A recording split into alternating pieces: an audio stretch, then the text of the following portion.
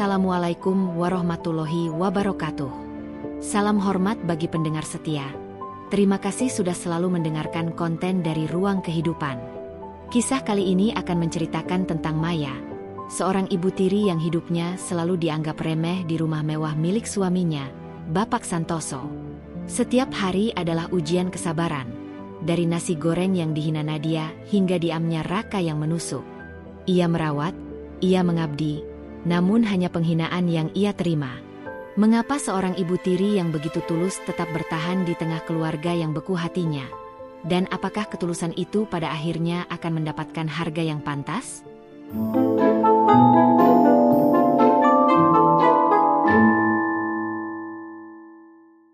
Di rumah besar itu, rumah milik Bapak Santoso sang pengusaha sukses, ada satu sudut yang selalu hidup lebih awal dari yang lain, dapur. Dan di dapur itu, ada satu orang yang tak pernah absen dari subuh menyapa, Maya. Maya, seorang perempuan sederhana dengan usia yang tak lagi muda tapi semangatnya setangguh baja, adalah ibu tiri. Gelar itu, di mata Nadia dan Raka, dua anak kandung Bapak Santoso, ibarat sebuah stempel, tanda bahwa dia adalah orang luar, penyusup yang datang hanya untuk menikmati fasilitas. Mereka tak pernah benar-benar melihatnya sebagai seorang ibu, apalagi sebagai istri sah Bapak Santoso. Pagi itu, seperti pagi-pagi yang sudah terhitung tahun, Maya sudah selesai menanak nasi. Aroma gurihnya merayap pelan ke seluruh penjuru rumah, mengusir dingin sisa malam. Ia bukan hanya memasak, ia juga merapikan meja makan panjang yang terbuat dari kayu jati kokoh, hadiah pernikahan Bapak Santoso untuk ibu kandung mereka. Hal yang Nadia tak pernah lupa katakan untuk menyindirnya. Dasar perempuan kampung, suara Nadia sering terdengar, meski tak selalu ditujukan langsung padanya, tapi cukup keras untuk memastikan Maya mendengarnya. Nadia, si bungsu yang baru lulus kuliah dengan predikat cum laude dari kampus bergengsi, punya cara meremehkan yang halus tapi menusuk. Dia tak pernah menatap mata Maya. Jika ingin minum, ia akan meletakkan gelas kotor di pinggir meja dan berteriak, "Air! Cepat!" tanpa menyebut nama. Seolah Maya hanyalah bagian dari perabot tak bernyawa yang bergerak. Baginya, Maya yang hanya lulusan SMA dan kini hanya mengurus rumah adalah representasi dari kegagalan. "Bu Maya," panggil Raka dengan nada datar, muncul di ruang makan. Raka adalah yang sulung, lebih pendiam dari Nadia. Tapi diamnya lebih menyakitkan. Ia menjauhi Maya, bukan menghina. Baginya, Maya hanyalah bayangan yang seharusnya tidak ada. Ia akan mengambil sarapan seolah Maya tak ada di sana, hanya berinteraksi seperlunya. "Kunci mobilku di mana?" Atau, "Tolong setrika kemejaku yang warna biru itu." Pagi ini, sarapan sudah tersaji. Nasi goreng kampung dengan telur mata sapi, kesukaan Bapak Santoso. Nadia turun dengan dress kantornya yang rapi, tas kulit mahal tergantung di bahunya. Ia melirik nasi goreng buatan Maya. "Kenapa lagi-lagi nasi goreng, Bu?" Konflik awal dimulai dengan nada meremehkan yang sudah menjadi lagu wajib pagi hari. "Bukankah saya sudah bilang, saya sedang diet? Saya butuh oatmeal dengan buah-buahan organik. Ini kolesterol semua, tahu." Maya, yang sedang menuangkan teh hangat untuk Bapak Santoso, hanya tersenyum tipis, senyum yang sudah menjadi tameng untuk menahan perih. "Maaf, Nak. Oatmeal ada di lemari, sudah kusiapkan di toples bening. Buahnya juga ada, sudah kupotong-potong di kulkas. Nasi goreng ini untuk bapakmu, kesukaan beliau." Nadia mendengus. Selalu beralasan. Dasar tak inisiatif. Itu saja tidak bisa membedakan mana makanan orang penting dan makanan pembantu. Ia lalu beranjak menuju kulkas, mengabaikan kehadiran Maya sepenuhnya. Kata, "pembantu," itu sering keluar dari mulutnya. Raka hanya diam, membaca koran sambil menyesap kopi. Ia mendengar, ia melihat, tapi ia memilih menjadi patung. Keheningan Raka adalah bentuk dukungan diam terhadap adiknya. Ia tak ingin berpihak pada orang luar ini. Di pikirannya, Maya hadir setelah ibu kandungnya meninggal, dan itu adalah dosa yang tak termaafkan. Bapak Santoso, yang baru saja duduk, Melihat semua itu, raut wajahnya menunjukkan kekecewaan yang mendalam pada anak-anaknya, tapi ia tak ingin merusak pagi hari dengan pertengkaran. Ia menggenggam tangan Maya sejenak, genggaman yang singkat tapi penuh makna, sebuah bentuk permintaan maaf tak terucap atas sikap anak-anaknya. Nasi gorengmu selalu yang terbaik, Mei, kata Bapak Santoso, suaranya pelan dan hangat, satu-satunya kehangatan yang didapatkan Maya di rumah itu. Maya membalas genggaman itu, matanya berkaca-kaca sesaat. Kesabaran dan ketulusan Maya terpancar dari cara dia melayani.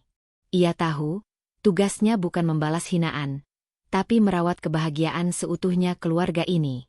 Ia memasak bukan karena kewajiban istri, tapi karena naluri seorang ibu yang ingin melihat keluarganya makan dengan baik. Ia membersihkan rumah bukan karena takut dipecat, tapi karena ia ingin Bapak Santoso pulang ke tempat yang nyaman. Sore harinya, saat Maya sedang menyiram bunga di teras depan, Nadia dan Raka pulang bersamaan. Mereka baru saja dari pertemuan bisnis. Mobil Bapak bau sekali, komentar Nadia sambil mengibaskan tangannya, seolah bau yang dimaksud adalah penyakit menular. Aku sudah bilang, Bu, jangan pakai parfum murahmu itu di dalam mobil. Bau melati murahan itu membuat klienku tadi mual. Parfum yang dimaksud adalah minyak telon, yang selalu dioles Maya di tangannya setelah mencuci baju dan merapikan mobil. Maya mencuci mobil itu sendiri, setiap hari Minggu, agar mobil hitam itu selalu kinclong tanpa harus menambah pengeluaran untuk car wash.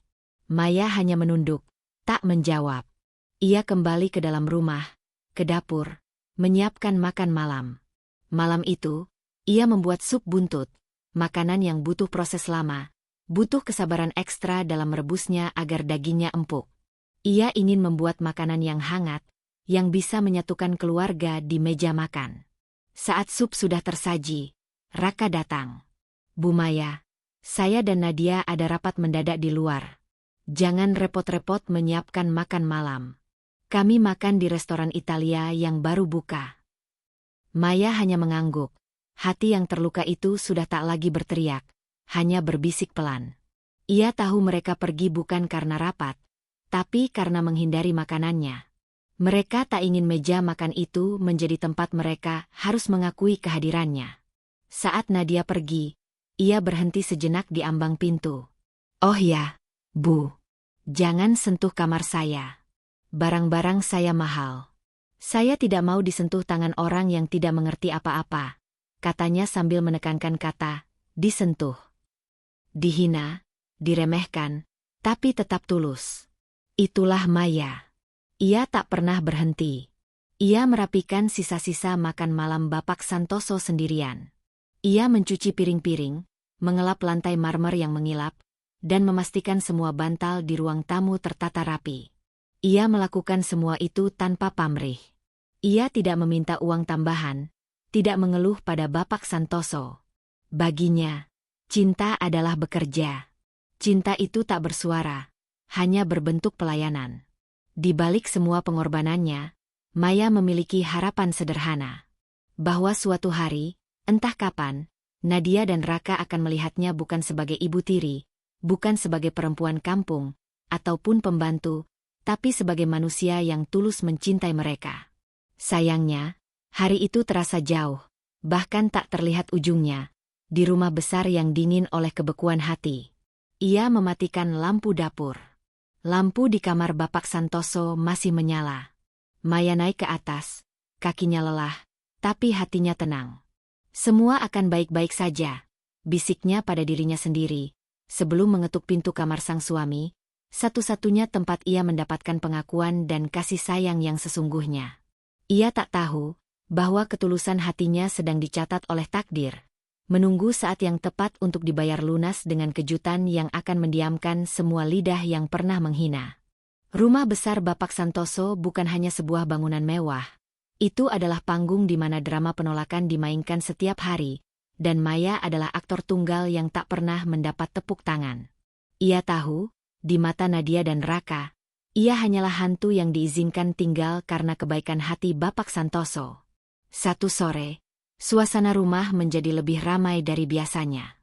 Nadia mengadakan acara kumpul-kumpul kecil bersama teman-teman kantornya, para profesional muda dengan pakaian rapi dan tas bermerek yang tak pernah Maya ketahui namanya. Ruang tamu yang biasanya hening kini dipenuhi tawa renyah, membahas saham, fashion, dan liburan mahal. Maya, seperti biasa, ada di dapur. Ia sedang menyiapkan camilan. Ia membuat kue lapis kukus dengan resep warisan ibunya. Bukan kue-kue fancy ala patisserie kota, tapi kue yang dibuat dengan ketulusan hati dan rasa yang jujur. Ia berharap, setidaknya, teman-teman Nadia akan menghargai sedikit usahanya. Ini dia, snacks kita, seru Nadia dengan ceria, membawa nampan berisi kue lapis ke ruang tamu.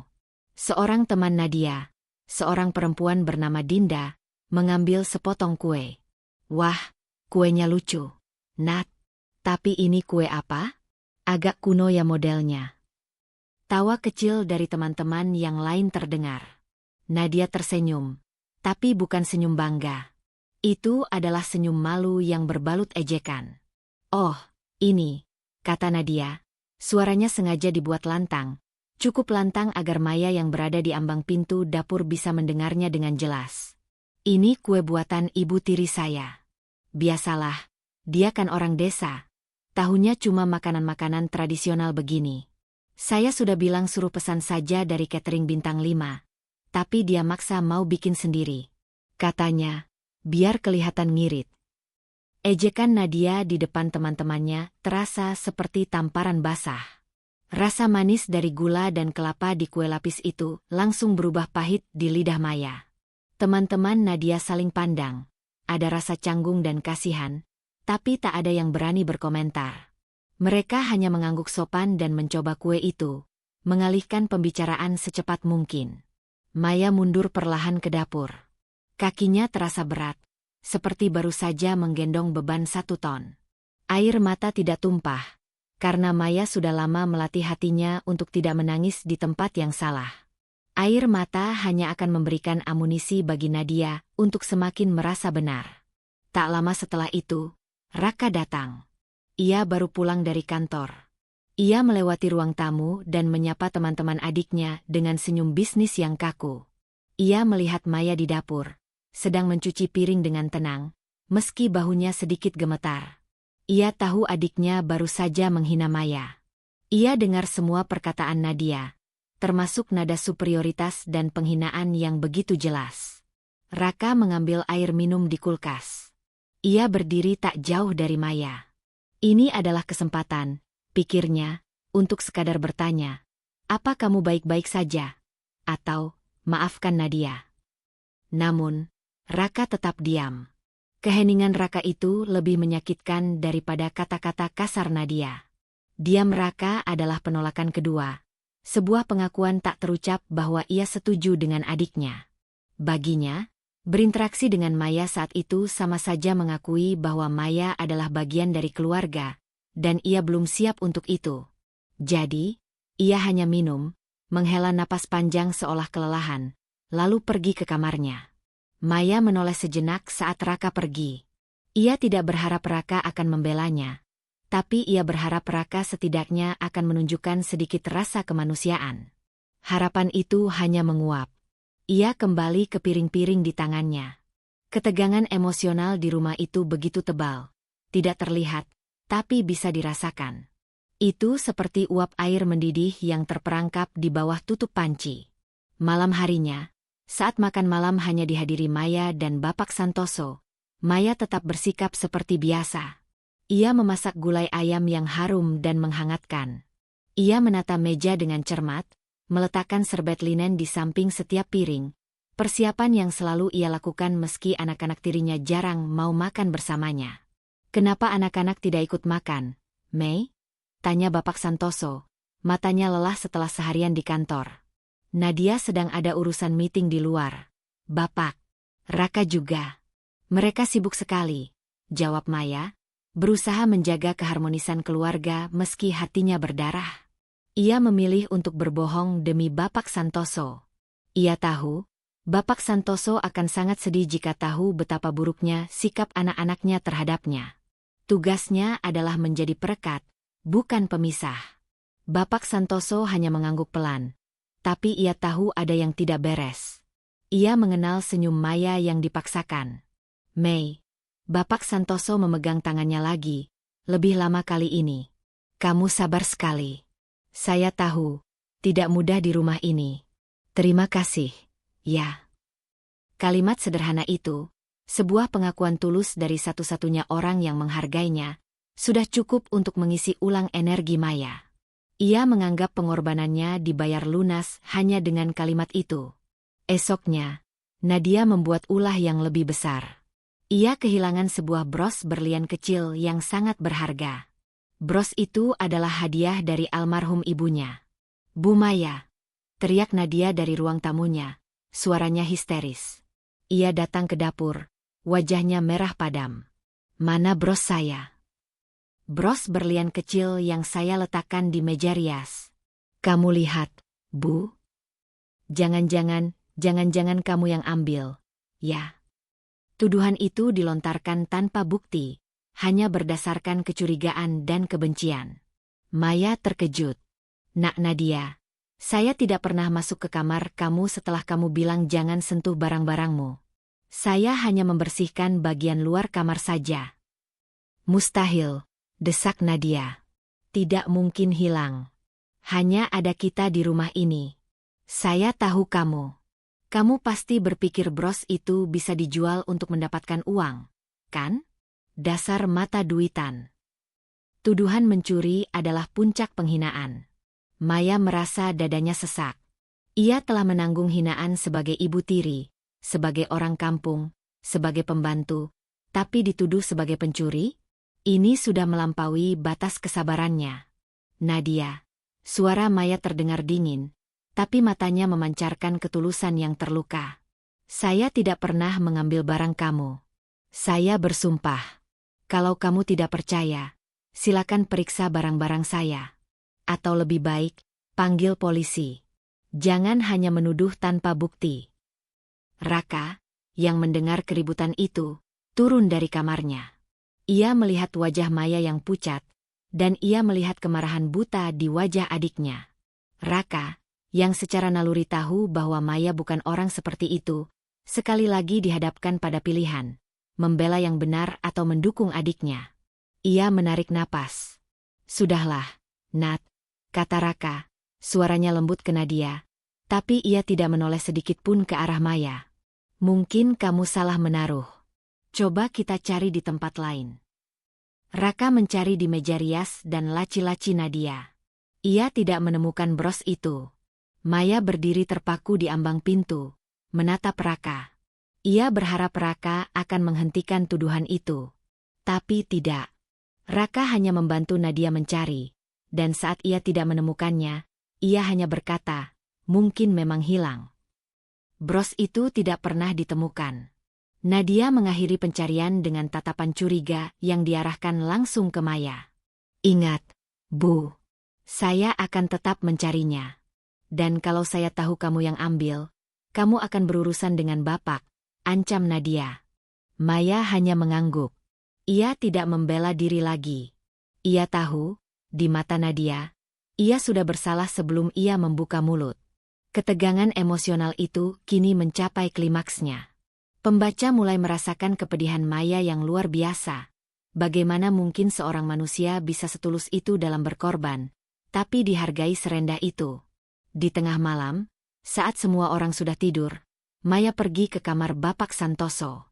Ia tidak mengeluh tentang bros atau tuduhan Nadia. Ia hanya duduk di sisi tempat tidur Bapak Santoso yang sedang membaca.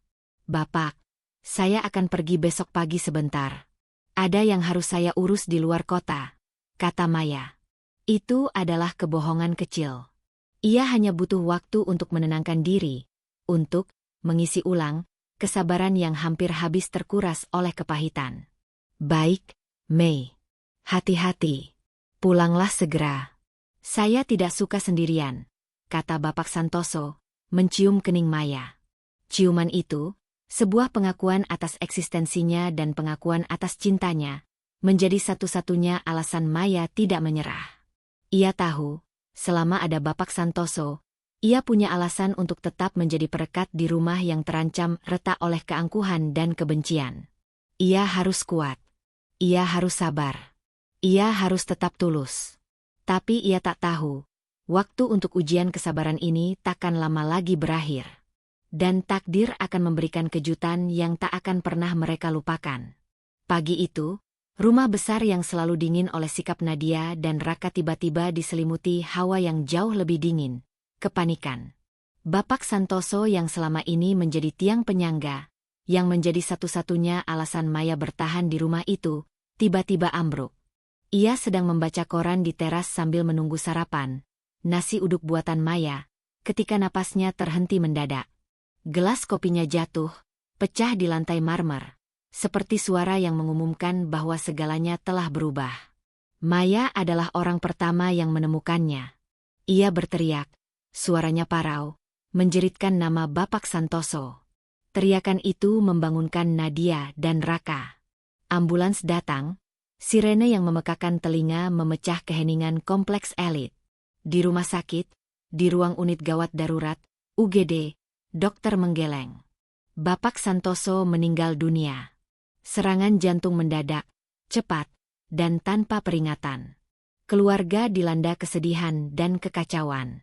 Nadia, yang biasanya sombong, kini menangis meraung-raung, memeluk tubuh ayahnya yang sudah tak bernyawa. Raka, yang selama ini kaku, terlihat linglung, tatapannya kosong. Pilar utama keluarga mereka, sumber kekayaan dan keamanan mereka, telah roboh.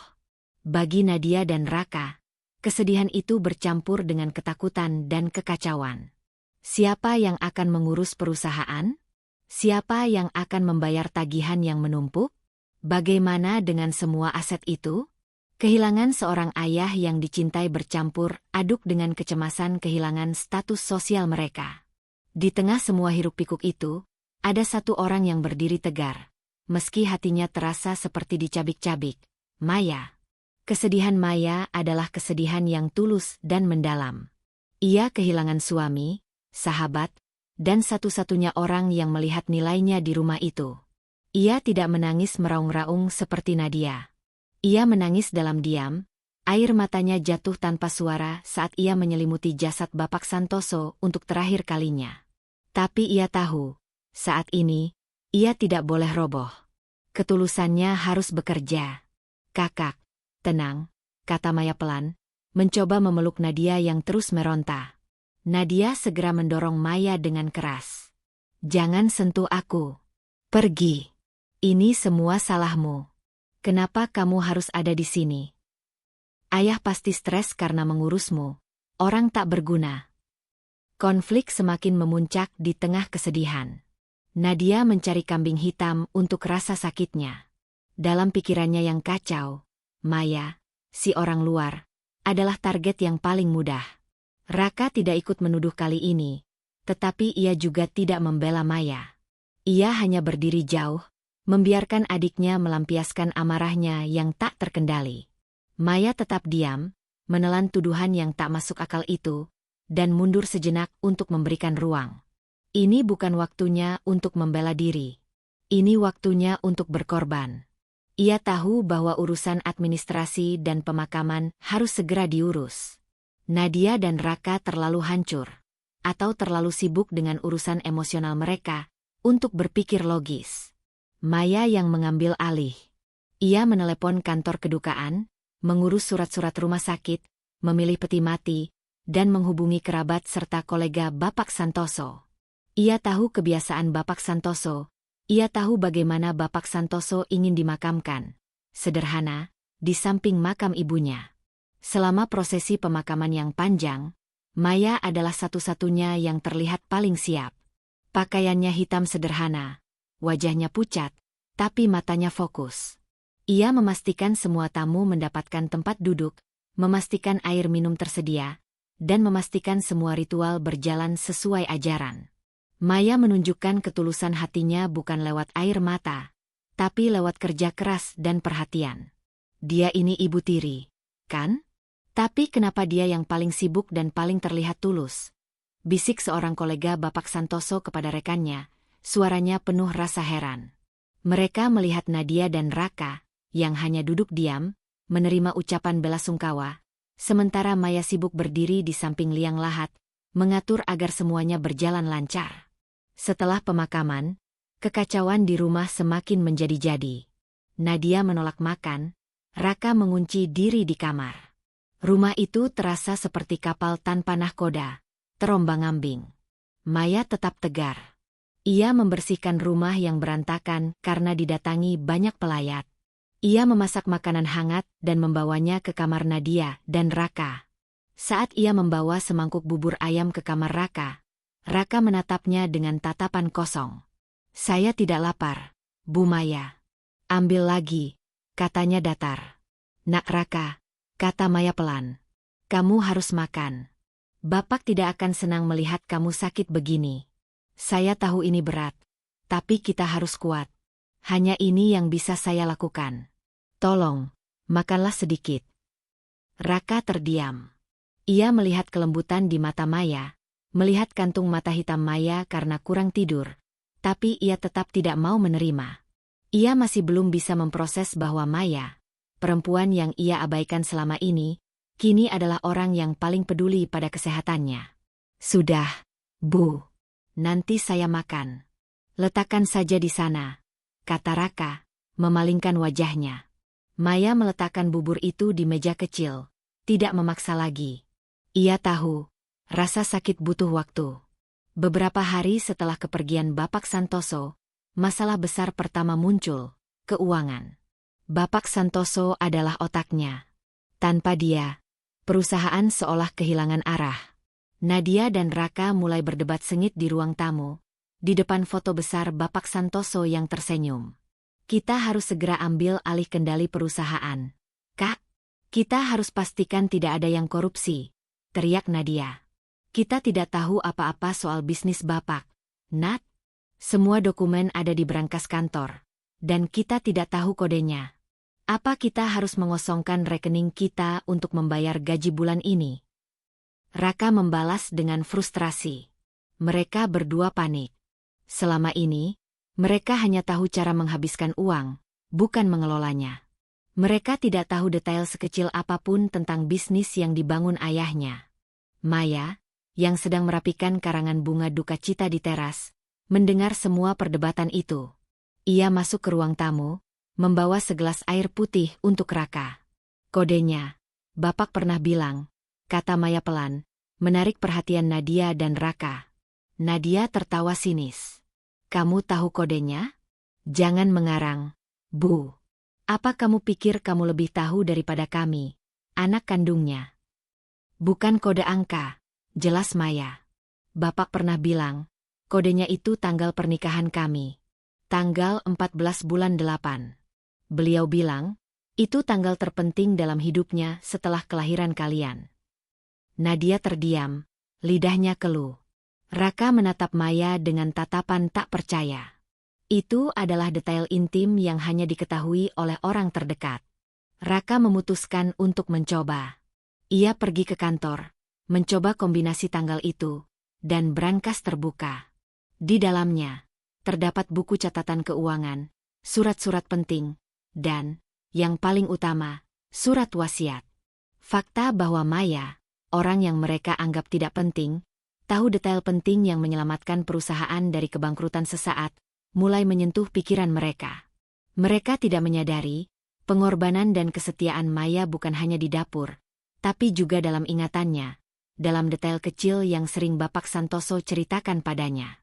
Malam itu, setelah kembali dari kantor, Raka tidak lagi menatap Maya dengan dingin. Ada sedikit kebingungan, sedikit rasa bersalah, di matanya. Namun, ego mereka masih terlalu besar. Mereka masih belum mau mengakui bahwa Maya telah menyelamatkan hari itu. Mereka hanya punya satu pikiran. Sekarang, semua perhatian harus tertuju pada surat wasiat. Siapa yang akan menjadi pewaris tunggal? Siapa yang paling dicintai Bapak Santoso? Semua kesedihan sejenak teralihkan oleh ketegangan tentang harta. Di saat yang sama, Maya duduk sendirian di teras. Ia tidak memikirkan surat wasiat. Ia memikirkan senyum terakhir Bapak Santoso. Ia sudah kehilangan segalanya. Tapi ia tahu, tugasnya belum selesai. Ia harus tetap di sana, menjaga rumah ini, menjaga anak-anak yang kini menjadi tanggung jawabnya. Terlepas dari warisan apapun yang akan diberikan. Ia akan tetap menjadi ibu yang dihina, tapi ibu yang tak pernah lelah untuk mencintai. Seminggu setelah pemakaman, aroma duka mulai digantikan oleh bau yang lebih kentara, ketamakan. Hari pembacaan surat wasiat tiba. Ruang keluarga yang luas, tempat tawa dan tangis Bapak Santoso sering terdengar, kini terasa dingin dan penuh perhitungan.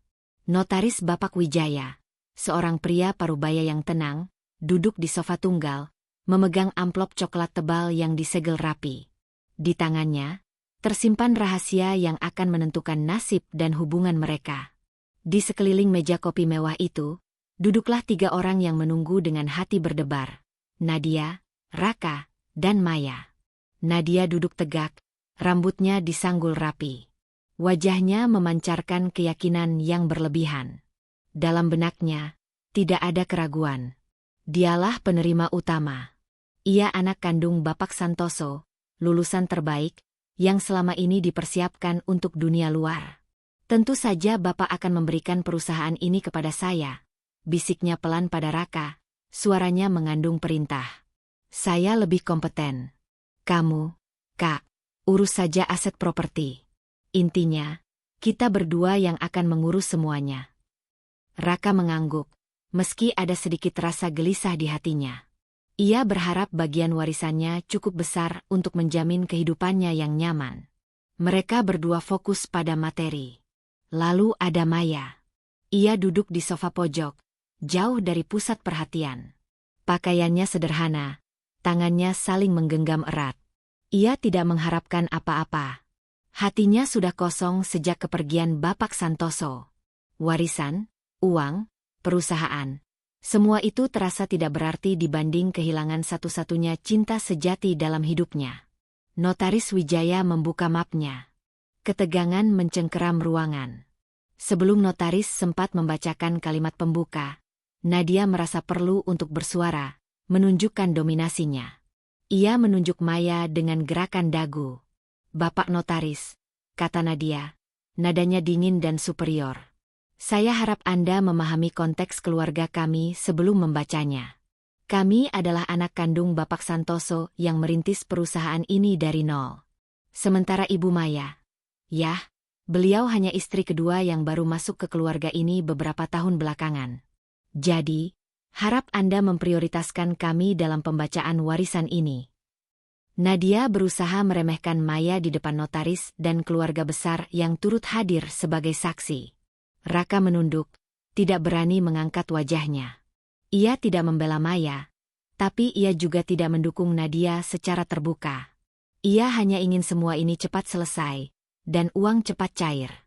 Maya mendengar semua ucapan Nadia. Tuduhan istri kedua dan implikasi tak berguna itu terasa kejam, terutama setelah semua pengorbanannya selama masa duka. Namun, Maya tetap tenang. Ia tidak membalas, tidak marah. Ia hanya menatap foto Bapak Santoso di dinding, seolah mencari kekuatan dari sana. Ketenangannya itu justru menimbulkan rasa penasaran, seolah ia menyimpan rahasia besar atau mengetahui sesuatu yang tidak diketahui oleh anak-anak tirinya. Notaris Wijaya, seorang profesional yang sudah melihat banyak drama warisan, hanya menghela napas. Ia menatap Nadia sekilas, lalu beralih ke amplop di tangannya. Baiklah, kita mulai, kata Notaris Wijaya. Ini adalah kehendak dan surat wasiat terakhir dari Bapak Santoso, yang ditulis 3 bulan sebelum beliau meninggal. Semua orang menahan napas. Suara notaris adalah satu-satunya suara di ruangan itu, membawa janji kekayaan atau ancaman kekecewaan. Detik-detik itu terasa lebih lama daripada proses pemakaman. Mereka semua menunggu, masing-masing dengan harapannya yang egois. Mereka tidak tahu, wasiat ini bukan hanya tentang membagi uang, tapi tentang mengungkap hati. Notaris Wijaya berdeham. Kertas wasiat di tangannya terasa berat, bukan karena bobotnya, tapi karena beban kebenaran yang akan ia ungkap. Ruangan itu hening. Hanya ada suara detak jarum jam dinding yang terasa seperti palu godam memukul hati Nadia dan Raka. Notaris mulai membacakan, suaranya tenang dan tegas. Setelah membagi beberapa aset properti kecil dan uang tunai untuk beberapa kerabat jauh dan yayasan, ia sampai pada bagian inti. Untuk aset utama keluarga, yaitu kepemilikan saham mayoritas perusahaan PT Gemilang Karya, rumah utama yang ditempati saat ini, dan seluruh dana yang tersimpan di rekening utama Bapak Santoso. Jeda Notaris Wijaya terasa lama sekali. Nadia tersenyum tipis, bersiap menerima mahkota kekuasaan. Bapak Santoso telah memutuskan, dengan kesadaran penuh dan tanpa paksaan, untuk menyerahkan 90% dari keseluruhan aset ini kepada. Nadia menarik napas dalam-dalam, siap mendengar namanya. Istri tercinta beliau, Ibu Maya. Ruangan itu mendadak hening, lebih hening dari kuburan. Wajah Nadia langsung pucat pasi. Raka tersentak, menjatuhkan pena yang ia pegang. Tunggu. Apa? Nadia berteriak, bangkit dari sofa. Suaranya mengandung kemarahan, penolakan, dan rasa dikhianati yang mendalam. Ini tidak mungkin. Ini pasti palsu. Bapak tidak mungkin memberikan segalanya kepada perempuan ini. Notaris Wijaya tetap tenang. Surat wasiat ini otentik, Ibu Nadia. Ditandatangani di hadapan 2 saksi dan saya sendiri, dan terekam di Notariat Negara. Bapak Santoso mencantumkan alasan yang sangat jelas. Notaris itu kemudian membacakan bagian yang paling mengharukan dari surat wasiat itu. Bapak Santoso menulis dengan tangan, dengan bahasa yang sederhana namun jujur. Harta itu mudah didapatkan, tapi kesetiaan dan cinta tulus itu langka. Maya tidak pernah meminta apa-apa, tapi dia memberikan segalanya. Dia menanggung hinaan anak-anakku tanpa mengeluh. Dia merawat rumahku seperti merawat jiwanya sendiri. Warisan ini adalah hadiah untuk pengorbanan Maya, bukan sebagai istri, tapi sebagai manusia yang paling tulus kucintai. Aku tidak meninggalkan harta padanya. Aku meninggalkan keadilan untuk hatinya yang besar. Nadia dan Raka terkejut. Mereka bukan hanya terkejut karena kehilangan warisan, tapi karena penyadaran yang menusuk tentang betapa butanya mereka selama ini. Kata-kata Bapak Santoso, yang diucapkan dari balik kubur, menampar ego mereka dengan sangat keras. Mereka mulai melihat Maya, bukan sebagai ibu tiri yang tak berguna, tapi sebagai perempuan yang dicintai dan dihormati oleh ayah mereka karena alasan yang paling mulia, ketulusan. Nadia terduduk, air matanya tumpah. Kali ini bukan air mata duka, melainkan air mata penyesalan. Raka menundukkan kepala, rasa bersalah membanjiri dadanya. Mereka menyadari, semua hinaan dan penolakan yang mereka berikan selama ini ternyata adalah ujian yang telah mereka gagal. Maya, yang kini adalah pemilik mayoritas kekayaan itu, tidak menunjukkan euforia. Ia hanya menangis pelan, memegang surat wasiat itu di tangannya. Kekayaan itu terasa seperti beban, bukan anugerah. Setelah semua saksi dan notaris pergi, Nadia dan Raka mendekati Maya. Bu Maya, kami minta maaf, kata Raka, suaranya serak. Itu adalah kalimat terpanjang dan paling tulus yang pernah ia ucapkan pada Maya. Kami minta maaf, Bu, tambah Nadia, terisak. Kami telah jahat. Kami tidak adil. Maya menatap mereka, matanya basah, tapi tatapannya penuh cinta. Nak, bapakmu tidak meninggalkan harta agar kita bertengkar. Beliau ingin kita tahu arti kasih sayang dan rasa hormat. Maya kemudian membuat keputusan yang mengejutkan. Ia memeluk Nadia dan Raka, memeluk anak-anak yang telah menghinanya. Aku adalah ibumu, dan rumah ini adalah rumah kita. Warisan ini bukan milikku, tapi milik keluarga ini. Maya memutuskan menggunakan warisan itu untuk kebaikan keluarga dan mengajarkan mereka nilai-nilai yang benar. Ia menunjuk Raka untuk mengelola perusahaan, tapi di bawah bimbingannya dan dengan janji kejujuran. Ia meminta Nadia untuk fokus pada studi atau pekerjaan yang bermanfaat, bukan hanya mengejar gaya hidup mewah. Maya menunjukkan bahwa ia tidak akan menggunakan harta itu untuk membalas dendam, melainkan untuk menciptakan pondasi baru yang dibangun di atas cinta, bukan uang. Ujian kesabaran Maya telah berakhir, dan kini, ia mulai menguji hati anak-anak tirinya. Beberapa bulan berlalu. Maya membuktikan bahwa warisan itu hanya berarti sebagai alat kebaikan. Langkah pertamanya mengejutkan semua orang. Ia menjual sebagian kecil saham perusahaan untuk mendirikan Yayasan Santoso. Dana besar dari penjualan itu ia alokasikan untuk amal dan beasiswa pendidikan anak-anak kurang mampu. Ini adalah cara Maya menunjukkan hati yang besar. Ia tidak tamak, ia justru berbagi. Nadia dan Raka menyaksikan semua ini dengan rasa malu yang mendalam. Ibu tiri yang mereka sebut mata duitan ternyata adalah seorang filantropis sejati. Suatu sore, saat Raka membereskan meja kerja tua Bapak Santoso di ruang perpustakaan, ia menemukan sebuah kotak kayu kecil yang tersembunyi di laci paling bawah. Di dalamnya, ada sebuah amplop lusuh. Ia memanggil Nadia. Di dalamnya, terdapat catatan rahasia Bapak Santoso, tulisan tangannya. Kepada anak-anakku, Raka dan Nadia. Warisan ini, Mayalah yang memenangkannya. Uang dan saham itu hanyalah ujian karakter terakhir dariku. Jika ia memilih tamak, maka ia bukan yang terbaik. Jika ia memilih berbagi, maka ia layak menjadi panutan kalian. Aku tak butuh kalian mencintai Maya. Aku hanya ingin kalian belajar dari ketulusan dan kesetiaannya. Twist itu menghantam mereka. Nadia dan Raka saling pandang, air mata penyesalan mereka mengalir. Mereka sadar bahwa ujian itu bukan tentang harta, tapi tentang hati. Maya telah lulus dengan sempurna. Ia adalah panutan bukan karena ia kaya, tapi karena kebijaksanaan dan kebaikannya. Mereka sadar, ketulusan hati lebih penting daripada kekayaan. Mereka berdua akhirnya mendekat pada Maya, bukan karena warisan, tapi karena rasa hormat. Kesetiaan dan kebaikan Maya telah mengubah pandangan mereka. Mereka kini mengerti, Maya adalah anugerah terbesar yang ditinggalkan Bapak Santoso. Sebuah pelajaran hidup yang jauh lebih berharga daripada semua kekayaan dunia.